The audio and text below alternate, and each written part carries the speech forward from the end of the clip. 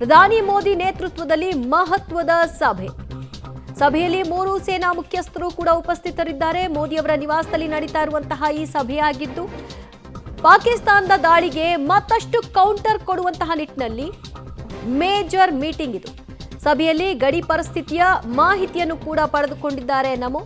ಪ್ರಧಾನಿ ಮೋದಿ ಅವರಿಗೆ ಎಲ್ಲಾ ರೀತಿಯ ವಿವರಣೆಗಳನ್ನ 3 ಸೇನಾ ಮುಖ್ಯಸ್ಥರು ಕೊಡ್ತಾ ಇದ್ದಾರೆ. ಈಗ ಯಾವ ರೀತಿಯಾಗಿ ಗಡಿಯಲ್ಲಿ ಪರಿಸ್ಥಿತಿ ಇದೆ, ಈ ಉದ್ವಿಗ್ನತೆಯನ್ನ ಹೇಗೆ ಕಂಟ್ರೋಲ್ ಮಾಡಲಾಗ್ತಾ ಇದೆ, ಮುಂದಿನ ಹಂತಗಳಲ್ಲಿ ಹೆಚ್ಚುವರಿಯಾಗಿ ಯಾವ ರೀತಿಯ ಫೋರ್ಸ್ ಅನ್ನ ಬಳಕೆ ಮಾಡಿಕೊಳ್ಬೇಕಾಗತ್ತೆ ಇತ್ಯಾದಿ ವಿಚಾರಗಳ ಬಗ್ಗೆ ಸಮಾಲೋಚನೆ ನಡೀತಾ ಇದೆ. ಈ ಮೀಟಿಂಗ್ನ ನಂತರದಲ್ಲಿ ತೆಗೆದುಕೊಳ್ಳುವಂತಹ ತೀರ್ಮಾನಗಳು ಅದನ್ನ ಹೀಗೆ ಮಾಡ್ತೀವಿ ಅಂತೇನು ಪ್ರಕಟ ಮಾಡಲ್ಲ, ಬಟ್ ಆಕ್ಷನ್ನ ಮೂಲಕವಾಗಿ ಅದು ಗೊತ್ತಾಗ್ತಾ ಹೋಗುತ್ತೆ. ಇಲ್ಲಿಯವರೆಗೂ ನಮ್ಮ ಭಾರತೀಯ ಸೇನೆ ದಿಟ್ಟ ಉತ್ತರವನ್ನು ಕೊಡ್ತಾ ಬಂದಿದೆ. ಭಾರತೀಯರನ್ನ ರಕ್ಷಣೆ ಮಾಡುವಂತಹ ನಿಟ್ಟಿನಲ್ಲೂ ಕೂಡ ಪಾಕಿಸ್ತಾನದ ಜೊತೆಗೆ ಗಡಿ ಹಂಚಿಕೊಂಡಿರುವಂತಹ ಜಿಲ್ಲೆಗಳ ನಾಗರಿಕರನ್ನ ರಕ್ಷಣೆ ಮಾಡೋದು ಮತ್ತು ನಾಗರಿಕನ ನೆಲೆಗಳಲ್ಲಿ ಡ್ಯಾಮೇಜ್ ಆಗದೇ ಇರೋ ಹಾಗೆ ನೋಡ್ಕೊಳ್ಳೋದು, ಇನ್ ಕೇಸ್ ಏನಾದರೂ ಶೆಲ್ ದಾಳಿಗಳಲ್ಲಿ ಅಮಾಯಕರಿಗೆ ಗಾಯವಾದರೆ ಅವ್ರನ್ನ ಕ್ವಿಕ್ ಆಗಿ ರೆಸ್ಕ್ಯೂ ಮಾಡುವಂತಹ ಕಾರ್ಯಾಚರಣೆ ಇತ್ಯಾದಿ ಎಲ್ಲವೂ ಕೂಡ ಭರದಿಂದ ಆಗ್ತಾ ಇದೆ. ರೈಟ್, ಇನ್ನಷ್ಟು ಮಾಹಿತಿ ಕೊಡ್ತಾರೆ ನಮ್ಮ ಪ್ರತಿನಿಧಿ ಶಬ್ಬೀರ್ ಶ್ರೀನಗರದಿಂದ. ಶಬ್ಬೀರ್, ಪ್ರಧಾನಿ ನರೇಂದ್ರ ಮೋದಿ ಅವರ ನಿವಾಸದಲ್ಲಿ ನಿರಂತರವಾಗಿ ಮೀಟಿಂಗ್ಗಳು ನಡೀತಾ ಇದೆ. ಇವತ್ತಿನ ಮೀಟಿಂಗ್ ಬಹಳ ದೊಡ್ಡ ರೋಲ್ ಪ್ಲೇ ಮಾಡಬಹುದು ಅನ್ನುವಂತಹ ನಿರೀಕ್ಷೆಯನ್ನ ಎಲ್ಲರೂ ಅಂದಾಜಿಸ್ತಾ ಇದ್ದಾರೆ. ಏನಾಗಬಹುದು? ಖಂಡಿತವಾಗ್ಲೂ ಪ್ರಧಾನಿ ನರೇಂದ್ರ ಮೋದಿ ಅವರು ಬ್ಯಾಕ್ ಟು ಬ್ಯಾಕ್ ಮೀಟಿಂಗ್ಗಳನ್ನ ಕಂಡಕ್ಟ್ ಮಾಡ್ತಾ ಇದ್ದಾರೆ. ಏನಾಗ್ತಾ ಇದೆ ಅನ್ನೋದಕ್ಕೆ ಸಂಬಂಧಪಟ್ಟಂತೆ ಮಾಹಿತಿಗಳನ್ನ ಪಡೆದುಕೊಳ್ಳುವಂತ ಕೆಲಸವನ್ನ ಕೂಡ ಮಾಡ್ತಿದ್ದಾರೆ. ಪ್ರಧಾನಿ ನರೇಂದ್ರ ಮೋದಿ ಅವರು ಮುಖ್ಯವಾಗಿ ರಕ್ಷಣಾ ಸಚಿವ ರಾಜನಾಥ್ ಸಿಂಗ್, ವಿದೇಶಾಂಗ ಸಚಿವ ಜೈಶಂಕರ್, ಮತ್ತೆ ರಾಷ್ಟ್ರೀಯ ಭದ್ರತಾ ಸಲಹೆಗಾರರಾಗಿರುವಂತಹ ಅಜಿತ್ ದೋವೆಲ್, ಮತ್ತೆ ಸೇನಾ ಮುಖ್ಯಸ್ಥ CDS ಆಗಿರುವಂತಹ ಅನಿಲ್ ಚೌಹಾಣ್ ಜೊತೆಗೆ ನಿರಂತರವಾಗಿ ಸಂಪರ್ಕದಲ್ಲಿರುವಂತಹ ಕೆಲಸವನ್ನ ಮಾಡ್ತಿದ್ದಾರೆ. ಮಾಹಿತಿಗಳನ್ನ ಪಡೆದುಕೊಳ್ಳುವಂತ ಕೆಲಸವನ್ನ ಕೂಡ ಮಾಡ್ತಿದ್ದಾರೆ.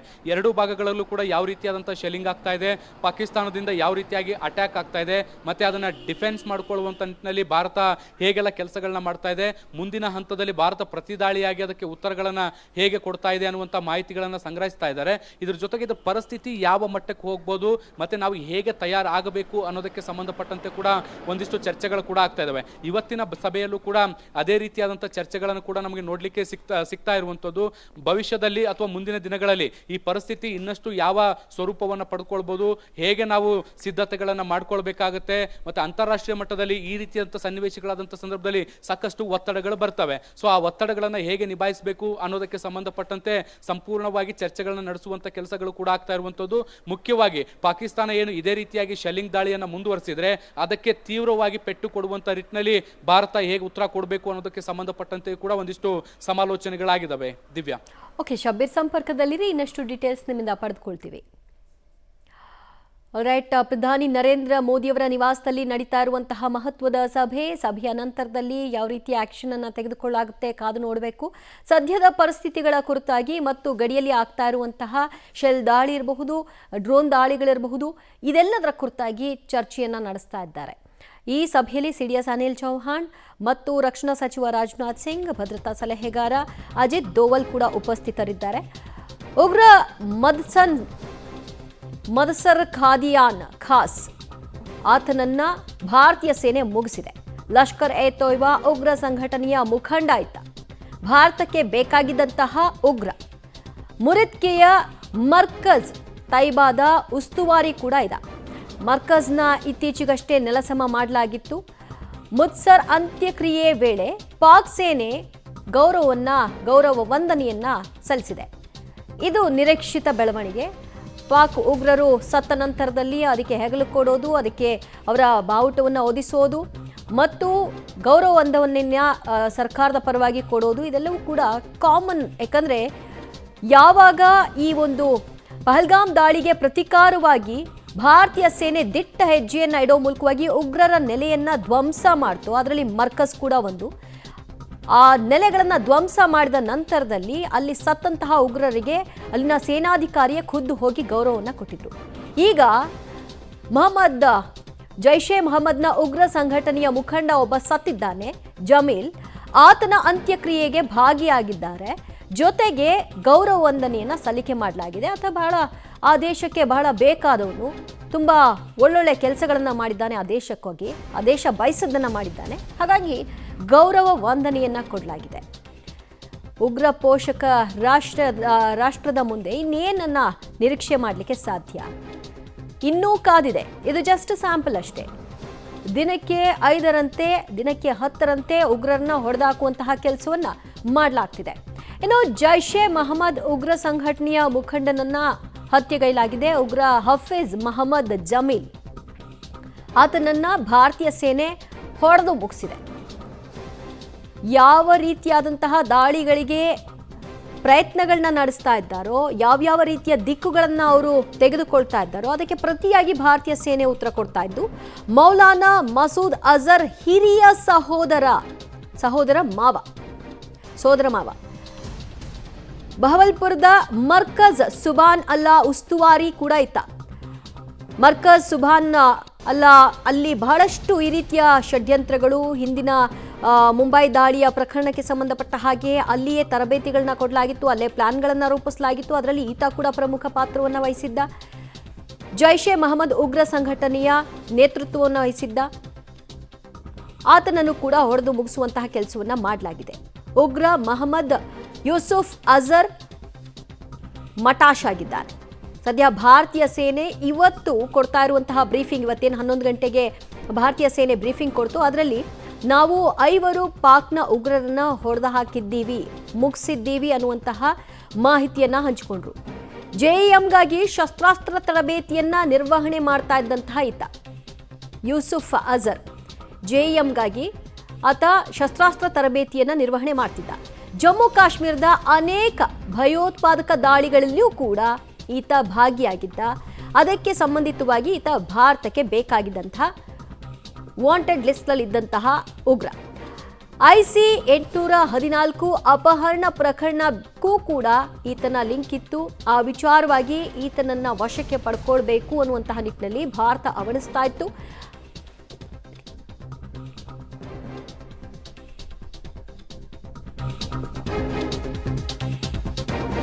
ತೈಬಾ ಉಗ್ರ ಸಂಘಟನೆ, ಉಗ್ರ ಅಬು ಆಕಾಶ ಜಮ್ಮು ಕಾಶ್ಮೀರದ ಅನೇಕ ಭಯೋತ್ಪಾದಕ ದಾಳಿಗಳಲ್ಲಿ ಭಾಗಿಯಾಗಿದ್ದಂತಹ ಉಗ್ರ ಅಬು ಆಕಾಶ ಅಫ್ಘಾನಿಸ್ತಾನದಿಂದ ಶಸ್ತ್ರಾಸ್ತ್ರ ಕಳ್ಳ ಸಾಗಾಣಿಯಲ್ಲೂ ಕೂಡ ಈತ ಭಾಗಿಯಾಗಿದ್ದ. ಇನ್ನು ಉಗ್ರ ಮೊಹಮ್ಮದ್ ಹಸನ್ ಖಾನ್ ಜೈಷೆ ಮಹಮ್ಮದ್ ಉಗ್ರ ಸಂಘಟನೆಯ ಸದಸ್ಯ ಈತ. ಜೆಇಎಂ ಕಮಾಂಡರ್ ಮುಫ್ತಿ ಅಸ್ಗರ್ ಕಾಶ್ಮೀರಿಯ ಮಗನೂ ಕೂಡ ಈತ. ಜಮ್ಮು ಕಾಶ್ಮೀರದ ಭಯೋತ್ಪಾದಕ ದಾಳಿಗಳಲ್ಲಿ ಪ್ರಮುಖ ಪಾತ್ರವನ್ನ ಈತ ನಿರ್ವಹಿಸಿದ್ದ. ಜಮ್ಮು ಕಾಶ್ಮೀರದ ಭಯೋತ್ಪಾದಕ ದಾಳಿಗಳಲ್ಲಿ ಹಸನ್ ಖಾನ್ ಪ್ರಮುಖ ಪಾತ್ರವನ್ನ ನಿರ್ವಹಿಸಿದಂತಹ ವ್ಯಕ್ತಿ.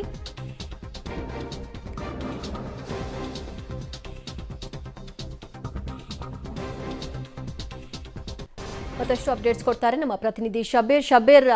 ಒಟ್ಟು 5 ಉಗ್ರರನ್ನ ಮಟಾಶ್ ಮಾಡಿದ್ದೀವಿ ಅಂತ ಇವತ್ತು ಬ್ರೀಫಿಂಗ್ನಲ್ಲಿ ಭಾರತೀಯ ಸೇನೆ ಅದರ ಬಗ್ಗೆ ಮಾಹಿತಿಯನ್ನು ಹಂಚಿಕೊಂಡಿದೆ.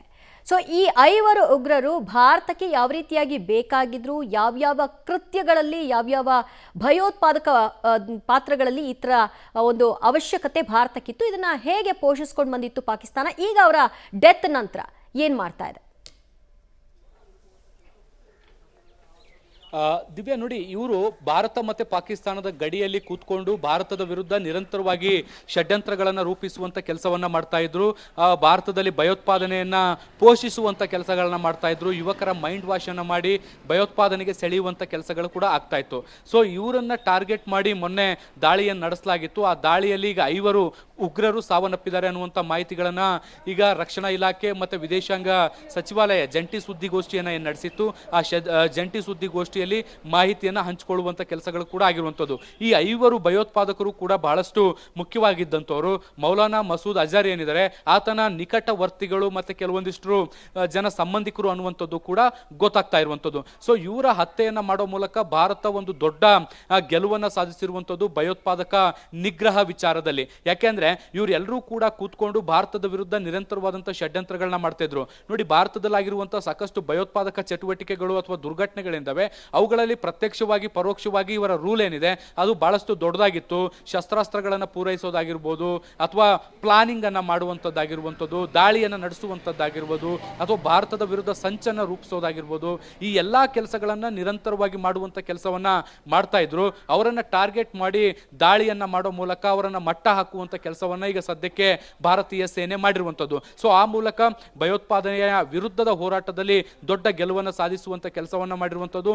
ಆ ಮಾಹಿತಿಯನ್ನು ಕೂಡ ಇವತ್ತು ಹಂಚಿಕೊಳ್ಳುವಂತ ಕೆಲಸಗಳು ಕೂಡ ಆಗಿದ್ದಾವೆ. ಇವರೆಲ್ಲರನ್ನ ಮಟ್ಟ ಹಾಕಿರುವಂತಹ ಹಿನ್ನೆಲೆಯಲ್ಲಿ ಇವರನ್ನ ಕಮಾಂಡ್ ಮಾಡ್ತಿದ್ದು, ಅಂದ್ರೆ ಈ ಇಡೀ ಭಯೋತ್ಪಾದನೆಯನ್ನ ಪೋಷಿಸುತ್ತಿದ್ದಂತಹ, ಕಮಾಂಡ್ ಮಾಡ್ತಾ ಇದ್ದಂತಹ, ಮತ್ತೆ ನಿರ್ಣಾಯಕ ಸ್ಥಾನಗಳನ್ನ ನಿರ್ವಹಿಸ್ತಾ ಇದ್ದಂತಹ ನಾಯಕರನ್ನ ಹತ್ಯೆ ಮಾಡಿರುವಂತಹ ಹಿನ್ನೆಲೆಯಲ್ಲಿ ಭವಿಷ್ಯದಲ್ಲಿ ಭಾರತಕ್ಕೆ ಒಂದಷ್ಟು ರಿಲ್ಯಾಕ್ಸೇಷನ್ ಸಿಗುತ್ತೆ. ಯಾಕೆಂದ್ರೆ ಇವರುಗಳೇ ಅತಿ ಹೆಚ್ಚು ಸಂಚನ ರೂಪಿಸಿ ಅವುಗಳನ್ನ ಎಕ್ಸಿಕ್ಯೂಟ್ ಮಾಡುವಂತ ಕೆಲಸಗಳನ್ನ ಮಾಡ್ತಾ ಇದ್ರು. ಹೀಗಾಗಿ ಇವರ ಹತ್ಯೆಯನ್ನ ಮಾಡಿರುವಂತಹ ಹಿನ್ನೆಲೆಯಲ್ಲಿ ಒಂದಷ್ಟು ವರ್ಷಗಳ ಕಾಲ ಭಯೋತ್ಪಾದನೆಯನ್ನ ದೊಡ್ಡ ಪ್ರಮಾಣದಲ್ಲಿ ಭಾರತ ಮಟ್ಟ ಹಾಕದಂತಾಗುತ್ತೆ. ದಿವ್ಯಾ, ರೈಟ್, ಮೊದಲು ಯಾವ ರೀತಿಯ ಪ್ರತಿದಾಳಿಯನ್ನ ಭಾರತ ಕೊಡ್ತೋ ಆ ನಂತರದಲ್ಲಿ ಏನು ಗೌರವವನ್ನ ಈ ಉಗ್ರರಿಗೆ ಪಾಕಿಸ್ತಾನ ಕೊಟ್ಟಿತ್ತು, ಈ ವಿಷಯದಲ್ಲೂ ಇವತ್ತು ಕೂಡ ನಡೆದಂತಹ ನಿನ್ನೆ ದಾಳಿಯಲ್ಲೂ ಕೂಡ ಇವತ್ತು ಅದೇ ರೀತಿಯ ಬೆಳವಣಿಗೆಗಳು ಕಾಣಿಸ್ತಾ ಇದೆ ಪಾಕಿಸ್ತಾನದ ನಡೆ. ಅಂದರೆ ಅವರು ಬಹಿರಂಗವಾಗಿ ಗೊತ್ತಿತ್ತು ಅವರುಗಳು ಉಗ್ರರನ್ನ ಸಪೋರ್ಟ್ ಮಾಡ್ತಾರೆ, ಬೆಳೆಸ್ತಾರೆ ಅನ್ನೋದು. ಆದರೆ ಇಂತಹ ಸಂದರ್ಭದಲ್ಲೂ ಕೂಡ ಅದನ್ನು ಅವ್ರು ಎತ್ತಿ ಹಿಡಿತಾ ಇದ್ದಾರಲ್ಲ ಈ ಮೂಲಕವಾಗಿ. ಹೌದು, ಇದೊಂದು ಅನ್ಫಾರ್ಚುನೇಟ್ ಬೆಳವಣಿಗೆ. ಪಾಕಿಸ್ತಾನ ಹೇಗೆ ಭಯೋತ್ಪಾದನೆ ನಡೆಸುವಂತಹ ನಾಯಕರನ್ನ, ಭಯೋತ್ಪಾದಕರನ್ನ ಪೋಷಿಸುತ್ತೆ, ಗೌರವಿಸುತ್ತೆ, ಸನ್ಮಾನಿಸುತ್ತೆ ಅನ್ನೋದಕ್ಕೆ ಇದಕ್ಕಿಂತ ಉದಾಹರಣೆ ಬಹುಶಃ ಇನ್ನೆಲ್ಲೂ ಕೂಡ ಸಿಗ್ಲಿಕ್ಕೆ ಸಾಧ್ಯ ಇಲ್ಲ.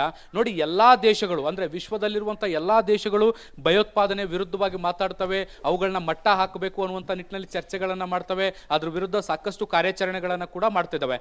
ಈಗ ಭಾರತ ಭಯೋತ್ಪಾದನೆ ವಿರುದ್ಧ ನಡೆಸ್ತಾ ಇರುವಂತಹ ಹೋರಾಟಕ್ಕೂ ಕೂಡ ಜಾಗತಿಕ ಮಟ್ಟದಲ್ಲಿ ಬೆಂಬಲ ಸಿಗ್ತಾ ಇರುವಂತದ್ದು. ಹೀಗೆ ಭಾರತ ನಡೆಸಿರುವಂತಹ ದಾಳಿಯಲ್ಲಿ ಮೃತಪಟ್ಟಿರುವಂತಹ ಭಯೋತ್ಪಾದಕರಿಗೆ ಪಾಕಿಸ್ತಾನ ಸೇನಾ ಗೌರವವನ್ನು ಕೊಟ್ಟು ಅಂತ್ಯಕ್ರಿಯೆ ನಡೆಸುವಂತ ಕೆಲಸವನ್ನ ಮಾಡ್ತಾ ಇದೆ. ಇದಕ್ಕಿಂತ ದುರಂತ, ಇದಕ್ಕಿಂತ ದುರ್ವಿಧಿ ಮತ್ತೊಂದಿಲ್ಲ ಅಂತ ಅನ್ಸುತ್ತೆ. ಯಾಕೆಂದ್ರೆ ಒಂದು ದೇಶದ ವಿರುದ್ಧ ಷಡ್ಯಂತ್ರವನ್ನ ಮಾಡಿ ಸಂಚು ರೂಪಿಸಿ ಆ ದೇಶಕ್ಕೆ ಹಾನಿಯನ್ನ ಮಾಡುವಂಥದ್ದು, ಅಲ್ಲಿರುವಂತಹ ಅಮಾಯಕರ ಜೀವವನ್ನ ಬಲಿ ತೆಗೆದುಕೊಳ್ಳುವಂತ ಕೆಲಸ ಮಾಡುವಂತ ಒಬ್ಬ ವ್ಯಕ್ತಿಗೆ ಅವರು ಸೇನಾ ಗೌರವವನ್ನ ಕೊಟ್ಟು ಆತನನ್ನು ನಾಯಕನನ್ನಾಗಿ ಮಾಡಿ ಆತನನ್ನು ದೊಡ್ಡ ಮೆರವಣಿಗೆಗಳ ಮೂಲಕ ಏನು ಅಂತ್ಯಕ್ರಿಯೆಯನ್ನು ನಡೆಸುವಂಥದ್ದು ನಿಜಕ್ಕೂ ಕೂಡ ಶೋಚನೀಯ.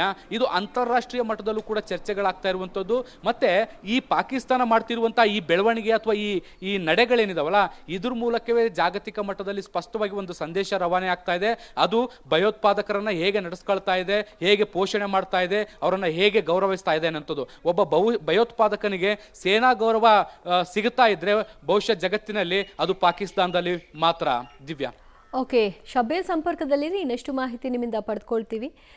ಭಾರತೀಯ ಸೇನೆಯ ದಾಳಿಗೆ 5 ಉಗ್ರರು ಮಟ್ಟಾಶಾಗಿದ್ದಾರೆ.